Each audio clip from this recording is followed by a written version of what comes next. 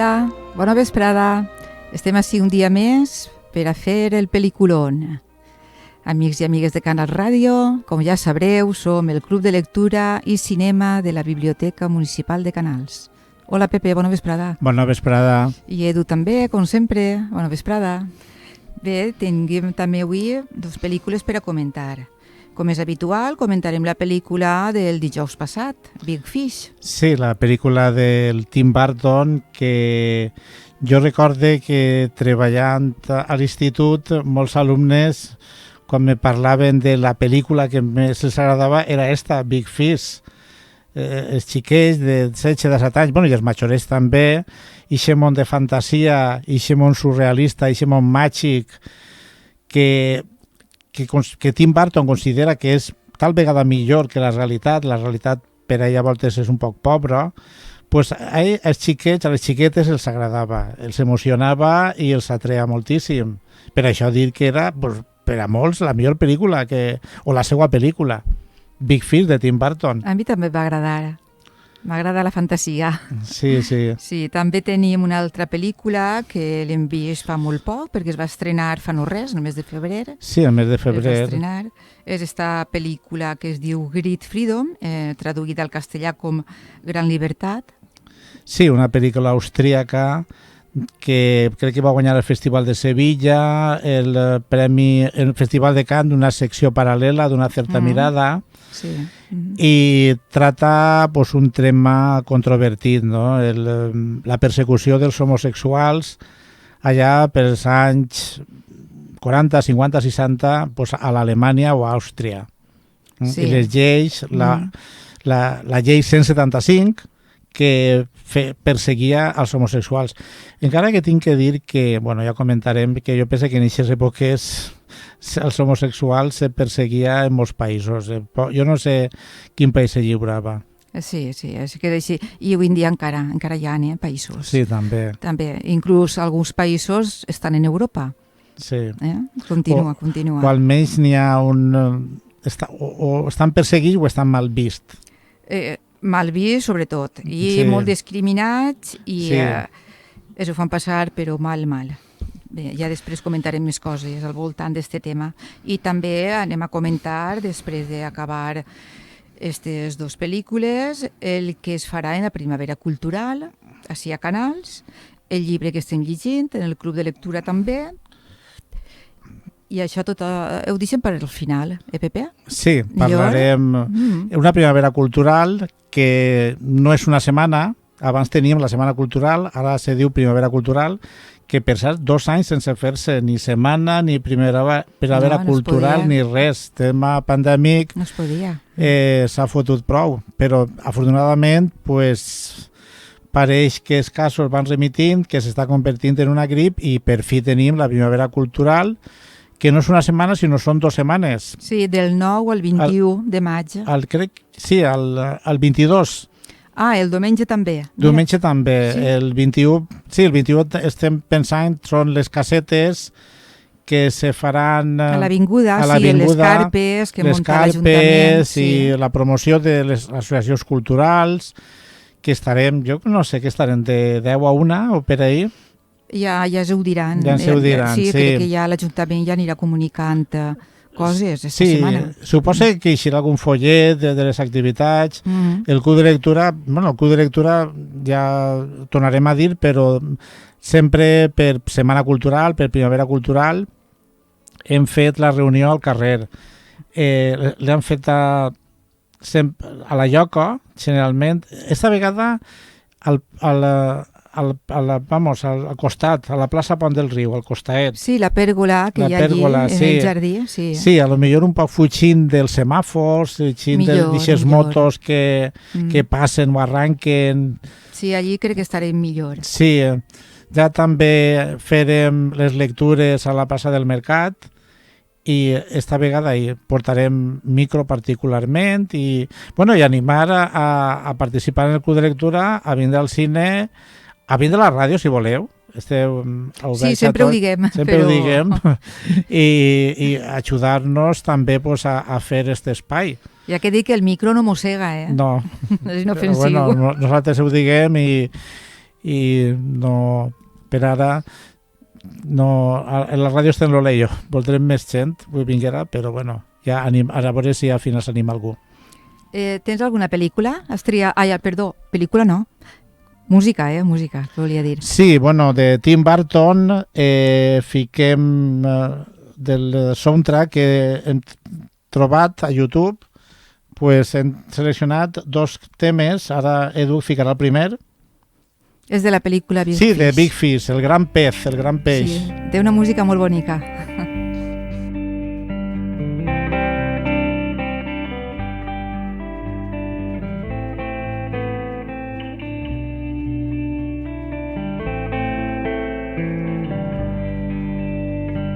Tidal waves don't beg forgiveness, crashed and on their way. Father, he enjoyed collisions, others walked away. A snowflake falls in May, and the doors are open now as the bells are ringing. The man of the hour is taken his final bow. Goodbye for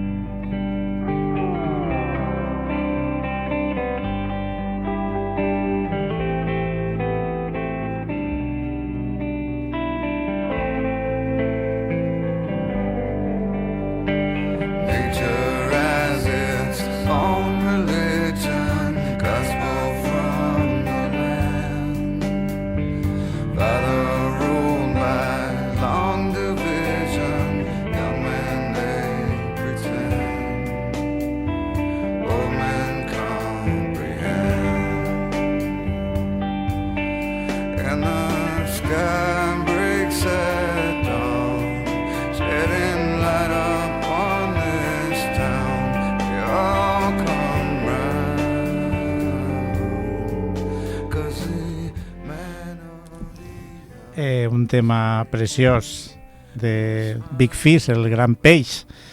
Bé, parlarem molt poquet d'algunes pel·lícules d'este... Bueno, director, jo penso que director de culte.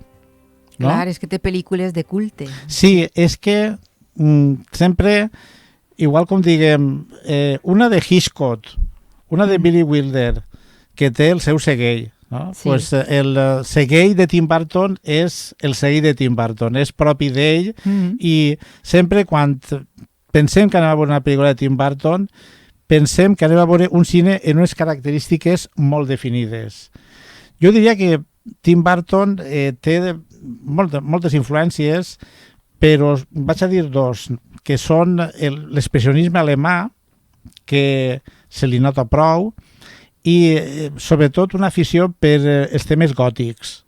De l'expressionisme alemà jo recorde Murnau, el gabinet del doctor Caligari, el Metròpolis de Fritz Lang, recorde pel·lícules que tenen un segell molt determinat, no? Pel·lícules on les emocions tenen que expressar-se per damunt de la realitat, on hi ha decorats fantàstics que el que fan és recolzar el sentiment dels personatges principals. També tenen totes les interpretacions una intensitat emocional molt forta. De quan en quan també n'hi ha molt de contrast, no? Entre uns primers planos de personatges molt clars i el fondo molt fosc, i aquest clar-oscuro que es diu. Sí, és típic de les seves pel·lícules. No? Sí. Jo estava pensant, per exemple, el gabinet del doctor Caligari, estava pensant en Nosferatu, per exemple, aquesta claritat foscor, estava pensant... Aquest univers fantàstic de Metròpolis de Fritz Lang, però també ell li agrada tot el tema gòtic. Penso que li agrada molt Edgar Allan Poe i era un admirador de Vincent Price, un actor que jo recordo moltíssim per adaptacions de Poe, no?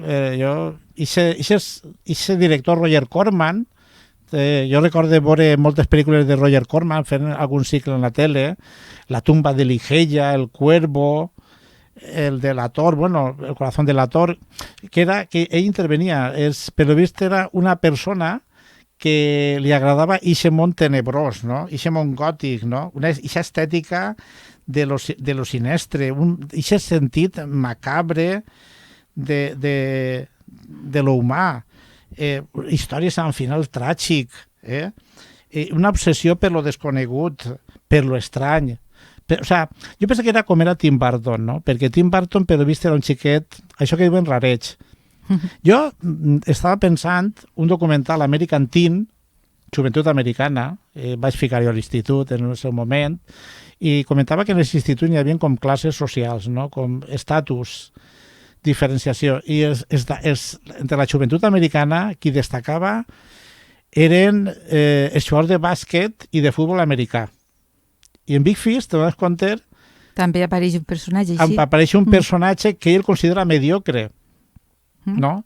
Però jo penso que per a Tim Burton no era ixe, justament Tim Burton era dels friquis, seria dels friquis, ja sabem que va tindre problemes en els pares, se'n va anar a viure en la iaia, perquè era, i sempre dins de la gran indústria se l'ha considerat al principi un tio estrany, que, claro, a lo millor la Disney desconfiava d'ell perquè volia unes coses més edulcorades, més dolces, més normalitzades, entre cometes, mentre que a Tim Burton li agrada aquest sentit de poe, de lo sinistre, de lo macabre, de lo distint, aquest món de la fantasia, que veiem en Big Fish, aquesta contraposició entre aquests dos mons, entre fantasia i realitat. Bueno, pues Tim Burton ja de jove va a començar a fer, ja sempre estava mirant pel·lícules de sèrie B. Jo, per exemple, recorde una que va fer fantàstica, que no ha tingut molta acceptació entre el públic, però sí entre la crítica, Ed Wood, sobre el pitjor director que seria del cine, que després James Franco va fer de Disaster Artist, l'artista desastre, no? O sigui que de quan en quan hi ha directors que homenatgen a aquesta gent que és mediocre però que té una passió pel cinema, que s'entrega totalment a pesar de la seva, malgrat la seva mediocritat, no? Recordem, pues, bueno, Ed Wood, que no ha sigut molt valorada pel públic, però que la crítica sí, no? Bueno, pues no anem a repassar moltes. Jo recordo un curt que era Vincent, un homenatge també a Vincent Price. També jo penso que la pel·lícula que més li va a ell llançar va ser Eduardo Manos Tijeras, no? Sí. Del 1990, i això me pareix a mi que sobretot entre el públic juvenil. I sempre actors fetitxes, com Johnny Depp, no? Johnny Depp és que és el seu actor fetitxe, no? Sí. Johnny Depp, el Michael Keaton, la Helena Bonham Carter, que és la seva parella. Sí, efectivament, no? A part d'aquest Vincent de l'any 82, Beetlejuice, també de l'any 88, Eduardo Manos Tijeras. Jo recordo Eduardo Manos Tijeras, aquesta arquitectura simètrica, aquests planos impossibles, no? Que recorda el gabinete del doctor Caligari. Un Batman, que va fer tot Batman, perquè el contracte que tenia, un Batman de l'any 89, abans, però que després va tornar a Batman, no? I en Ed Wood, pues, Ed Wood com esta, i també Big Fish i altres. Després jo penso que Tim Burton ha caigut un poc, I la novia cadàver? La novia cadàver, Pesadilla antes de Navidad. És que té aquest món, Charlie la fàbrica del xocolate, adaptació de contes. Sí. I ha tingut un públic molt fidel. Molt fidel, sí. I per això se l'ha acceptat en Hollywood, Sí, home. Perquè l'audiència fa molt, És que al final, pues claro, és una persona que desconfia, però jo penso que de vegades el públic també està fart d'aixes pel·lícules volen algo innovador, també. Ell ho ha fet i ha tingut el seu èxit. Sí, ha tingut el seu èxit i de fet ja t'he dit que entre els xavals Tim Burton és un mite, s'agrada moltíssim entre certa joventut. A mi, vull dir-te, a mi m'agrada. a mi, el que passa és que cada un té els seus gustos i a mi m'agrada el realisme, però m'agrada de quan en quan este món de fantasia. O sigui, un poc escapar-me, perquè ara, a mi molta fantasia me carrega, com molt de realisme també me carrega. M'agrada el cine europeu, per exemple, perquè veig coses, descobreix mons, realitats que estan ahí.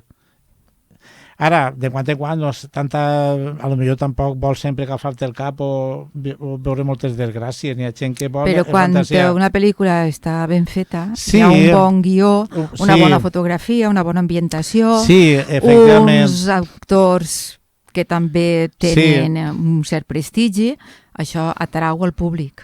Per Sí, supost. efectivament, atrau al públic. I, bueno, Big Fish... Els actors, els diem? Sí, sí. Els principals, anem a dir, el principal actor és Ewan McGregor, que és el protagonista quan és jove, perquè puguem dir que hi ha dos protagonistes, pare i fill. Ewan McGregor és el pare quan era jove. Tinguem també Albert Finney, Billy Crudup, Jessica Lange, Marion Cotillard, Alison Lohman, Steve Buscemi, Danny DeVito, Matthew McGrogery i Helena Bonham Carter. Sí, Bonham Carter, que per cert que crec que fa dos papers allí, el de la bruixa, te recordes? Sí. I de la xica que està en Spectrum, que tenia 10 anys menys i que volia casar-se amb ell, no? Sí. Sempre té algun paper guardat per a ella, en les seves pel·lícules. Sí. És que dona molt bé els personatges de les pel·lícules de Tim Burton. De Tim Burton, a sí. més de ser la seva parella. Ja Sí. que dirà.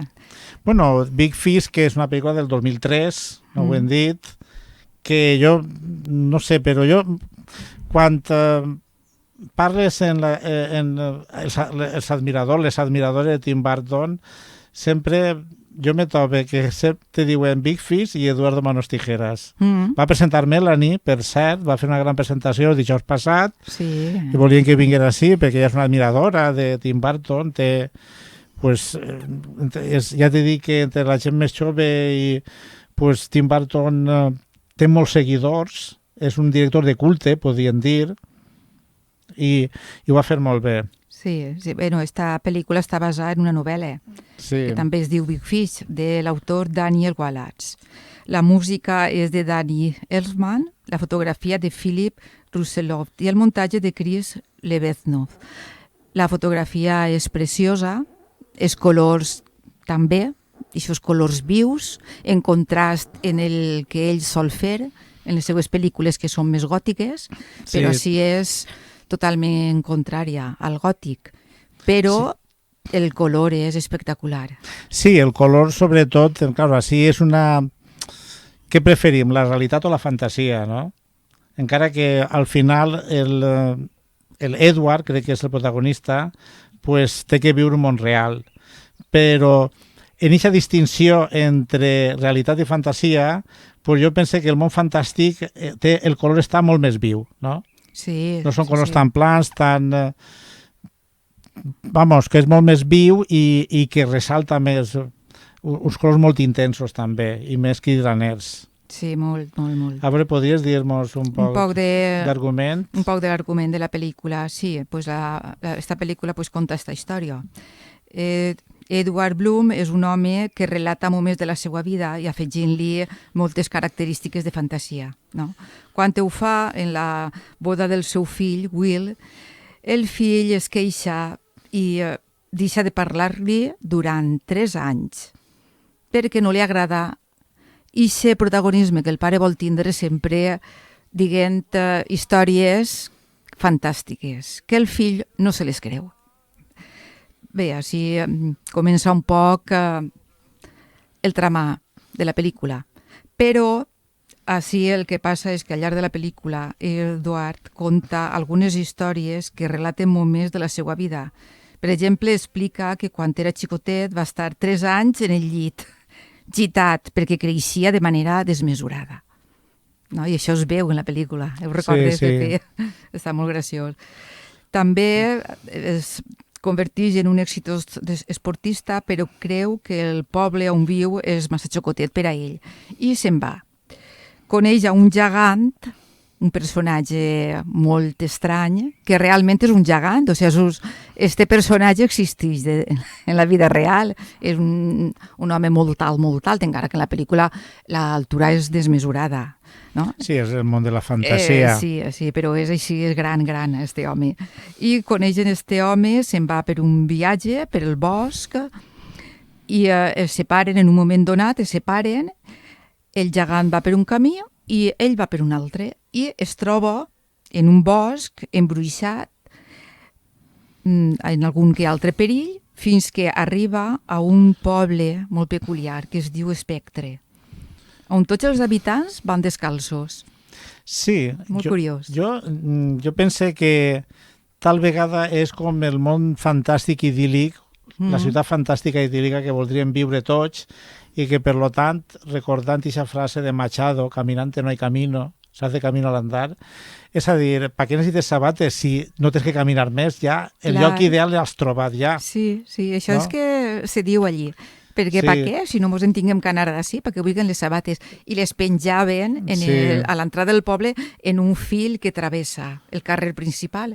Igual que vegem per ací, per a molts llocs, que n'hi ha fils de la llum, hi ha sabates penjades. És de la pel·lícula de Big Fish? No sé. No sé si és que seria a partir de veure esta pel·lícula que la gent va començar a fer això. No era... Bueno, cada un té una teoria referent a esta moda de penjar les sabates en els fils. Sí, això d'escandaus del llibre de Federico Moccia, que no recordo el títol, un autor italià que pensava en candaus per l'amor ahí en els ponts, no? I estava tot ple de candaus. Els ajuntaments tenien uns líos per llevar tots els candaus, no? Mira. Són modes que se fiquen, no? Sí, igual ho fa una persona i els altres ho segueixen, i el que ho veu diu, això per què serà? Sí. Pues jo vaig a fer-ho també, no? Bueno, però en aquesta pel·lícula el motiu és el que has dit tu, que anava allí dient que no tenia ganes de tornar-se'n a anar, que es quedaven.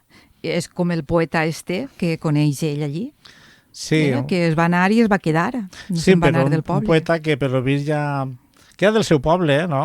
Sí. Però que ell estava com sec, que ja no produïa, és a dir... No tenia inspiració ja. No, és que al final el que està dient un poc és que tens que manejar-te, tens que tindre il·lusions, tens que investigar nous camins, no tens que quedar-te quiet, o per almenys quan te quedes quiet, quan ja has anat a molts puestos, no? És com el viatge a Ítaca. Pareixia que era el viatge a Ítaca de Cavafis o de Lluís Llach, no? Trobar Ítaca, no? Sí, es veu, perquè ell no es queda en este poble, encara que li ho pinten tot molt bonic i molt perfecte, però ell no, ell vol veure món. Sí, podia trobar l'amor en la xiqueta esta, que té 10 anys menys, però que ella, pues bueno... Sempre que li dia, bé, ara jo tinc 8, tu tens 18, després jo en tindré 18, tu en tindràs 28, i... jo t'esperaré, tu tornaràs? Bé, ell li promet que torna. Sí, també va anar allí i diguent-li, usted no lo esperábamos. És a dir, que havia vingut massa pronto para que venga. Es pronto para que venga. No lo esperábamos todavía, ¿sí? No. Bé, és així, bueno, però ell se'n va, descalç se'n va, perquè no pot agarrar les sabates que hi ha penjades, però no li importa, ell se'n va. Ell s'havia separat del gegant, el gegant no havia anat per este camí, havia preferit un camí podien dir més llarg, però més fàcil. Sí. Però és que jo penso que Edward Bloom, és Edward, no? Sí, Edward Bloom, ell, quan apareix la bruixa al principi, ell és el tio arriesgat, que n'hi havia una bruixa en el poble, que resultava que tenien tots por, i ell és el que va veure, el que s'arriesga, no? El que és intrèpid, el que no li té por, que ell veu que els demés veuen la seva mort. Però ell no se veu la seva mort, no sé si és perquè no està escrita o perquè no vol dir-la, en fi, no ho sé, però és un personatge intrèpid, perquè ell, entre el camí del gegant, que és llarg però fàcil, ell va a lo difícil, ell vol arriesgar-se, vol conèixer, és un poc romàntic, perquè jo recordo el poeta William Blake, que deia que el camí de l'excés condueix al Palau de la Saviesa. Eixa gent que no vol quedar-se en lo fàcil, que no vol la norma, que vol paraïsos extraordinaris i que s'arriesga, no? Encara que, com dirien molts dandis, el final pugui ser la derrota, però per almenys t'arriesgues, investigues... Sí, hi ha que intentar-ho. No te quedes en el poble. No, és com dir, no no segueix que la vida fàcil, no? Arriesga't, que potser el premi és considerable, o la derrota. Sí, bé, el pare continua relatant històries fantàstiques de la seva vida i també comença a relatar que junt al gegant es troba en un circ i es queden a treballar en aquest circ. Sí, jo penso que el gegant hi troba el seu espai. Sí, perquè estava molt discriminat i l'expulsaven dels pobles on anava i clar, ahir el veuen que sí que és una atracció per al públic, però també ell es troba a gust i acceptat per la gent del circ. Perquè ell era un personatge extraordinari, en molts pobles la gent extraordinària no la volen i allí tots són extraordinaris. Inclús Edward, que en el seu poble que era extraordinari, però allí ja no és tan extraordinari, no? I claro, i en aquest lloc que on tots són extraordinaris i ell és un més, pues resulta que ell veu una xica sí, i troba l'amor, no? S'enamora, només de veure-la. Només de veure-la. És això que diguem amor a primera vista. I allí n'hi ha un tema de... Edu, mos podies ficar un tema... Ahí. Sí.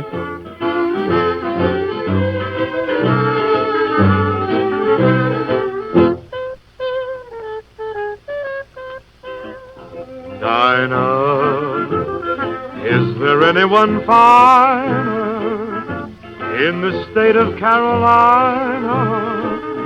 If there is and you know her, show her to me.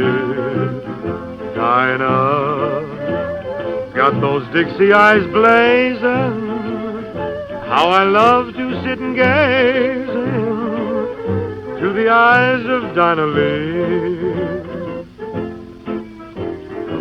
Every night, why do I shake with fright? 'Cause my dynamite change your mind about me. Oh, Dinah, should you wander to China, I would hop an ocean liner just to be with Dinah Lee.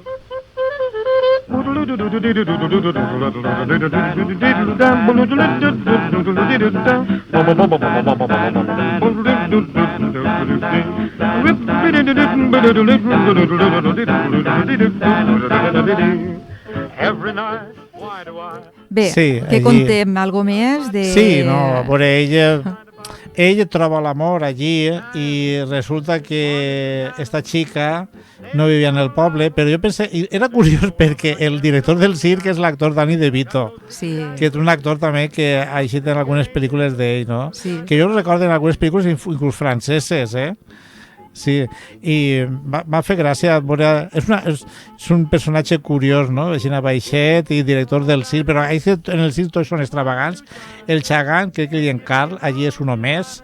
Edward, pues, també és un més, ja no és el peix gran, és un peix sí, ell treballa, però no treballa exhibint-se en el circo, ell treballa de manteniment, podríem dir. Sí, bueno, perquè el chico para todo. Sí, perquè ell està enamorat i li diu a Danny DeVito, el director del circ, li diu, escolta, jo, esta xica, diu, no, jo, si vols saber cosetes, que li diu xorraes, no? Pues resulta que tens que treballar per mi. És a dir, i per saber de la xica, on viu, com li diuen, i està 3 anys allí, crec que treballant. És a dir, sí, que ella, quasi una explotació, no? Perquè li diu, el primer que li diu, bueno, ja als portes cada mes te vaig a dir algo. A la xica que a tu t'agrada, li agraden els narcisos. O sigui, esta flor, no? I claro, també dius, bueno, un mes treballant per dir això, però ell... per l'amor, no? Lo que se farà, és com, no? Clar, aquesta part romàntica de dir, jo per amor ho faig tot. Faig el tot. que siga, el que Sí, siga. és un poc el camí romàntic de l'excés, no? Hi ha que fer-ho tot al màxim 3 anys per dir 4... al final, i també al final, quan ja li diu qui és, I on estudia... on estudia, però resulta que té parella, o sigui, després de 3 anys. Però o sigui ell fa el que siga per aconseguir-la, Sí, Ell no dona sí. per vençut. No, ell fa quasi un acoso, no? Penso jo que està ahí, diguem, fent coses d'ahir, flors... Les flors, els narcisos, és que ompli sí. tot el carrer on viu la xica de narcisos grocs. En l'escola... Això és tot. espectacular, aquesta Sí. imatge és... Sí, és una però imatge molt preciosa, bonica. preciosa. Claro, Sí. resulta que el novio de la chica es estos que diría yo, de Sí, el América- amic esportista... esportista, els number ones, que són uns Ah. tarugos, que solen ser uns tarugos, per cert, en fi, una opinió personal. Bueno, sí, Però en esta que- pel·lícula pues, se mostra així que Pues, diré, però- el musculito té poc de cervell. Sí, però no? poc de cervell, i és que la societat pues, vol que se casen, no? És que, perquè La xica guapa en el triomfador. Sí, però jo penso que això deu ser molt americà. Això, bueno, americà ja sí també. És a dir, però claro, ell és el friki. El pare és el friki. Entonces, claro, el friki, para conseguir la chica guapa, saps? Sí, té que guanyar-se-la, però bueno, se la guanya. Se la guanya, bueno, al final també perquè aquell és un tarugo, li pega 4 galtaes, el destrossa i se veu, ella se dona compte, en aquest moment no s'havia donat compte abans, però he vist que està en companyia d'un tarugo, en un musculito poc descerebrat i violent. Bé, mira, i bé, es casa amb ella, no? Ell se'n va a l'exèrcit, Sí, està ell té un empleos temps normals. Està... en l'exèrcit, pensen que ha mort, però no, torna Sí. a casa, tenen un fill, Sí. i este fill és el que sempre està qüestionant aquestes fantasies del pare. Sí, clar, és que al final no saps quina és la fantasia, que és la realitat. El seu fill va tindre un fill o filla. És a dir, que Edward va tindre un net. I, clar, dirà, bueno, jo, mon pare, tot el que me conta... No. I, clar, jo penso que no se fia d'ell. No tindrà líos per ahir de faldes. Sospitava això perquè passava moltes temporades fora de casa, quan era jove, per el seu Sí. treball que tenia, i sí que sospitava que igual era això. Sí, però al final queda clar que... Però la dona confiava en ell totalment, Sí, no, i de fet, jo penso no li que... qüestionava res i tot li semblava bé, el que contava, el que feia, era un amor, i ell també, de la dona, O Sí, sigui, ells tenien un amor incondicional, Sí, els pares. ella és la que el nuga a la terra. Aquesta persona, de vegades jo també dic, tindre el cap en la lluna, però els peus en terra, o els peus en terra i el cap en la lluna, n'hi ha que combinar, no? Aquestes coses ja s'han de combinar. Una excessiva fantasia, no xafes i te la pots pegar, i quan una persona està només que toca terra i no ensomia, pues se queda sempre en el mateix puesto, no avança. Sí. Però n'hi ha que combinar, i la dona el que fa és combinar això. Encara que jo pense que ell, aquest gran peix, aquesta persona que... Sí, el que pare vol sempre créixer- dia això, que ell volia ser un gran peix. Es comparava Sí. en un gran peix. Sí, se comparava amb un gran peix en un estanc, perquè també el seu naixement era fantàstic. Sí, el que conta. Sí. Però bueno, jo penso que al final el fill, quan cada vegada, quan va a Spectrum, perquè el fill al final veu que n'hi ha part de realitat, el pare... Clar, per les circumstàncies de la enfermetat del pare, Sí, que després de 3 anys ell torna, viu a París, perquè Sí. treballa allí, es casa amb una xica francesa, que és l'actriu Marion Cotillard, i tornen als Estats Units, perquè saben que el pare té un càncer i està malalt. I ell torna i reconcilia amb el Sí, pare. es reconcilia perquè jo pense que se dona compte que el pare per primera no enganyava la mare, després que una va ser real de Sí. tot això, el que passa és Sí, que un sí, poc sí. exagerat, Sí, i que la fantasia és necessària. clar.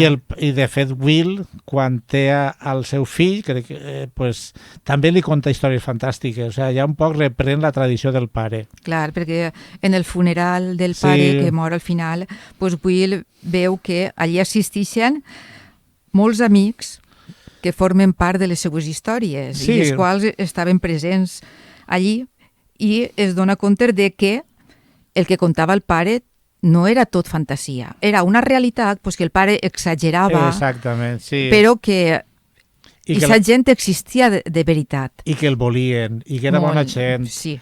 i que va salvar Spectrum, que se va sacrificar per la dona en empleos de representants i empleos molt normals, perquè tinguera una casa, perquè ella tinguera uns estudis, que va sacrificar la seva fantasia per amor, podríem dir, no? I per això a voltes el pare diu que no era un gran peix, que estava sec, que volia aquest món de fantasia, no? Sí, no sé si són conflictes generacionals, una època de gent més ensomiadora, més hippie, no? I després el fill seria l'època del yuppie, una cosa així, del més pràctic. Que de vegades passa en les famílies, que entre pares i fills, que són molt, molt diferents i xoquen. Sí. Bueno, entre generacions de vegades passa això. Sí, ara tenim una pel·lícula que és pel Dia de la Mare, Mother, i ara, esta que Big Fish jo penso que seria la pel·lícula de Dia del Pare, no? O sigui, tenim el Dia del Pare, el Big Fish, i després la pel·lícula del Bon Joon-ho. La que veurem demà dijous. La que veurem demà dijous seria pel Dia de la Mare, no? O sigui que fem el complet. Ahí està.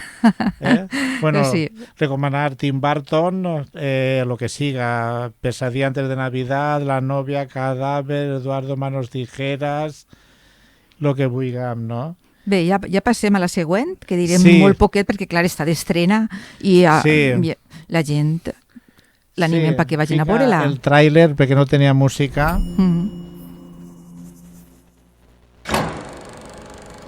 ¿Cuántos te han caído? 12 meses. ¿Y a ti? Más.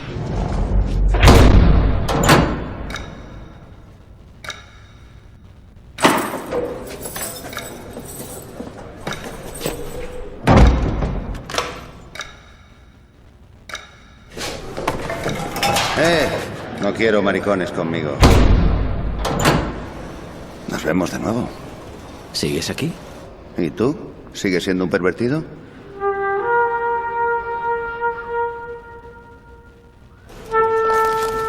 Has estado en un campo de concentración. Eso puedo quitártelo. ¿Con qué te lo tapo? Con lo que sea. ¿Y qué haremos, Hans? Todo lo que queramos. No deberías estar aquí. ¿Y tú?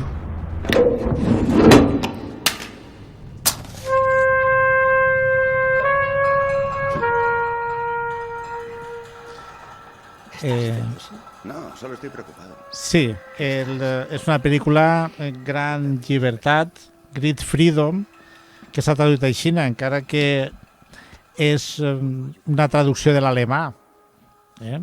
El director és Sebastian Meise i trata, pues, és un director que ha fet una pel·lícula només, jo no havia conegut, sí que me l'havien recomanat, molta gent, havia guanyat festival de Sevilla, havia guanyat el premi d'una certa mirada.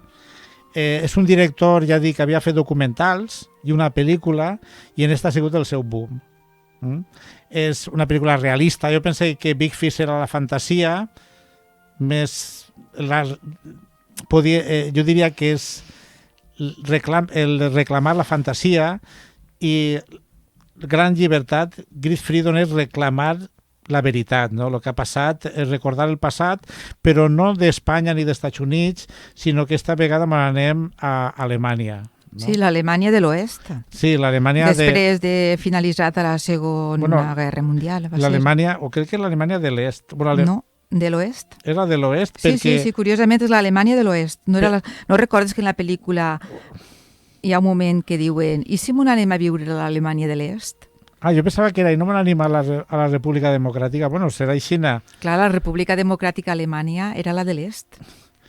Sí, perquè no n'anem a la República de... Bueno, en fi, el que siga. Sí. El cas és que... Bueno, estos homosexuals... jo pensé que també que la pel·lícula és de l'any 45, de l'any 57 i l'any 68, que l'homosexualitat se penava en presó, i que pues, se veu al principi que fiquen càmeres en els urinaris públics i que quan hi havia urinaris que estava ple d'homosexuals i d'ahir, dels urinaris, anava a la poli i pum, ja a la presó.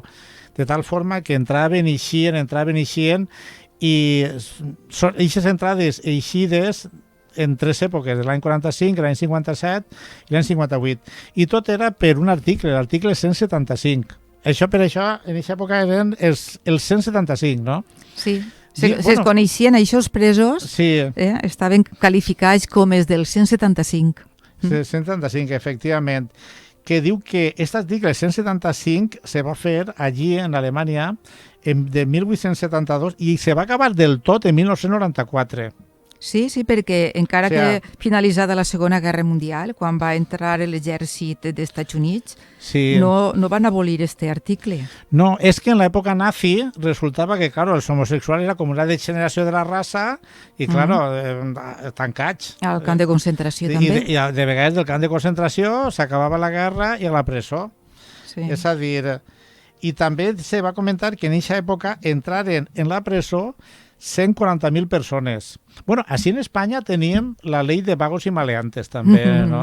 Sí, famosa. La famosa llei de vagos i maleantes, crec que l'any 34, però ahí entraven tot tipus de gent, no? I els homosexuals també. I jo recorde, no sé si recordes que deixirem el club de lectura antes Canochezca, de Reinaldo Arenas, que a l'època de Fidel Castro, l'any 60, que els homosexuals anaven a camps per a tallar canya de sucre. Sí.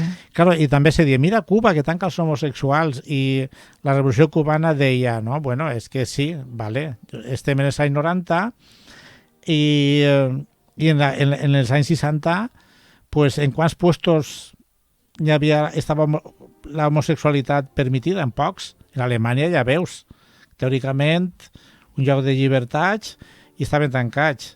Jo inclús el Reinaldo Arenas, que va estar tancat, i la pel·lícula que té un llibre antes Canochezca, i esta pel·lícula Fresa i Chocolate de Gutiérrez Alea, que és dels anys 90, que dona un missatge a favor de la llibertat homosexual.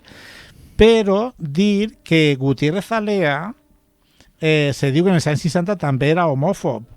És a dir, que també jo penso que era l'època. No? En l'època Gutiérrez Alea homòfob, però després fa Fresa i Chocolate. No sé, dona compte, canvia i les persones pues, podem evolucionar i podem canviar i adonar-nos de que és una discriminació superdolenta i fatal. Anar contra els drets humans i anar contra la llibertat dels individus.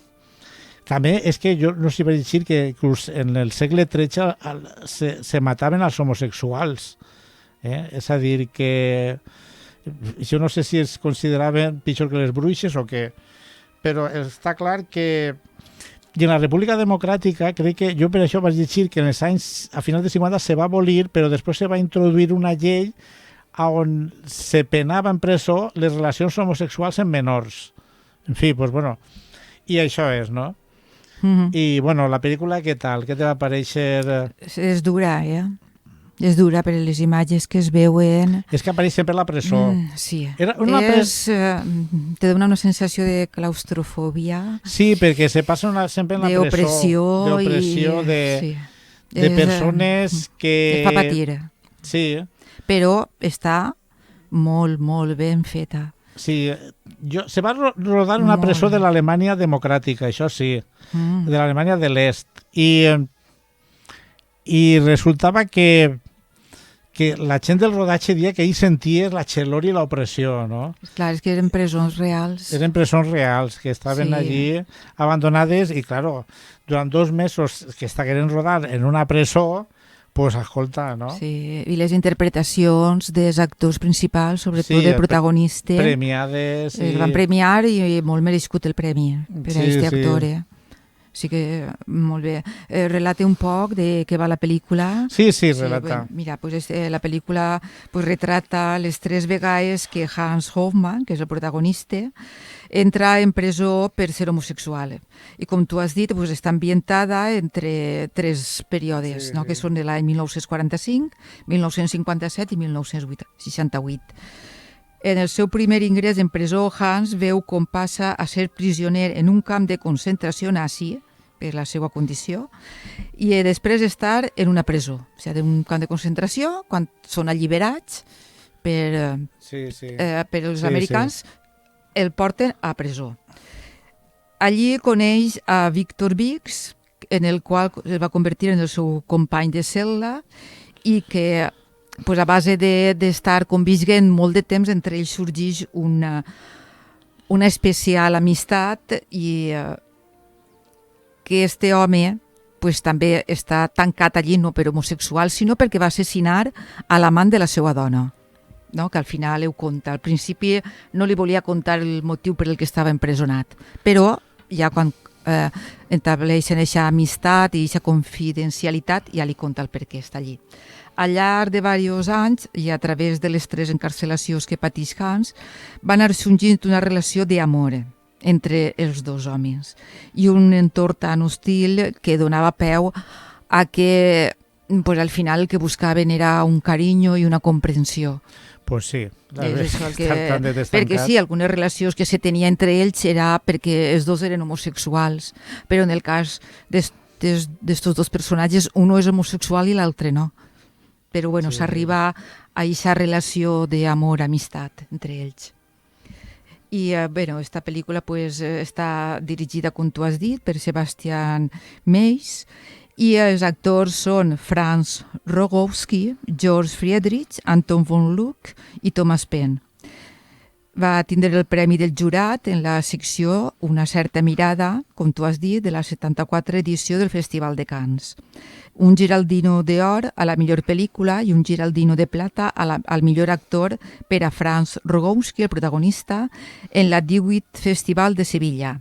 També va ser guardonada a la millor fotografia i al millor musical en els 34 premis del cine europeu i elegida per Àustria per a representar al país en els 94 premis Oscars.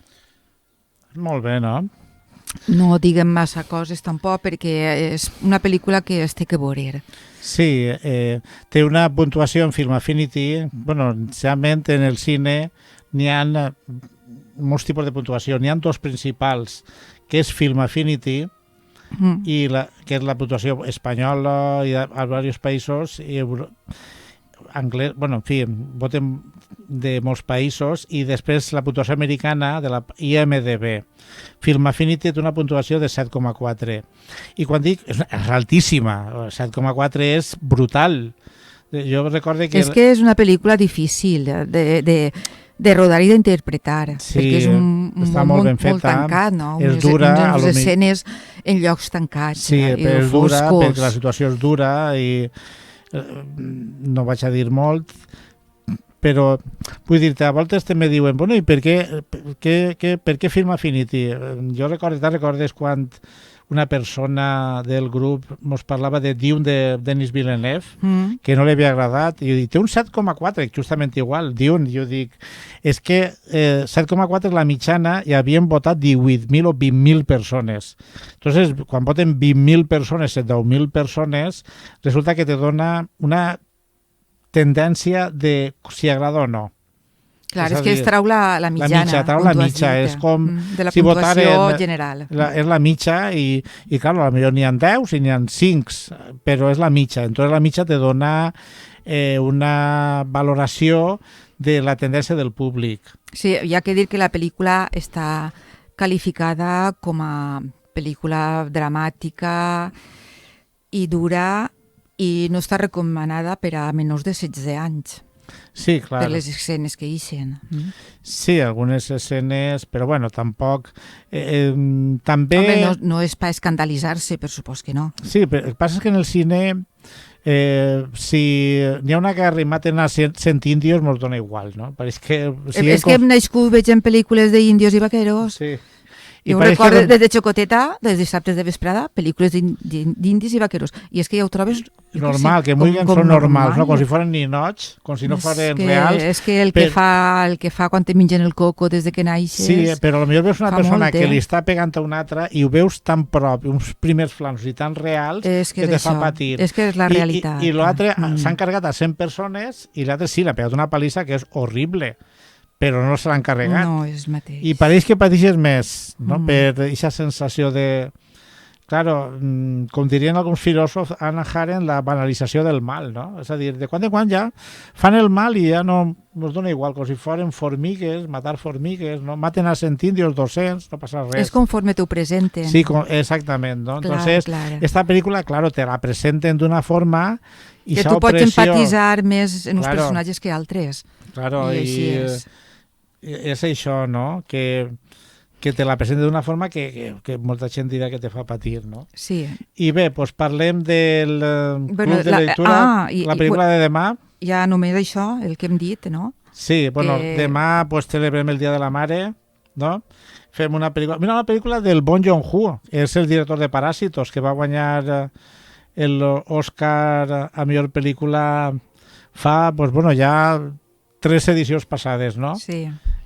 Bong Joon-ho, que de Bong Joon-ho fem una pel·lícula Madre, ja veurem, una pel·lícula curiosa, i també en el cine d'estiu ja projectarem Memòries d'un assassino, Memories of Murder, i no sé, alguna vegada igual fiquen Paràsitos, no?, en el cine València. Sí, suposo que molta gent l'haurà vista, perquè clar, es Però, va bueno, parlar tant d'ella que la gent pues, té curiositat, i algú segur que no l'ha vist encara. Sí, bueno, i també n'hi ha gent que li agrada, gent que patís, com sempre, no?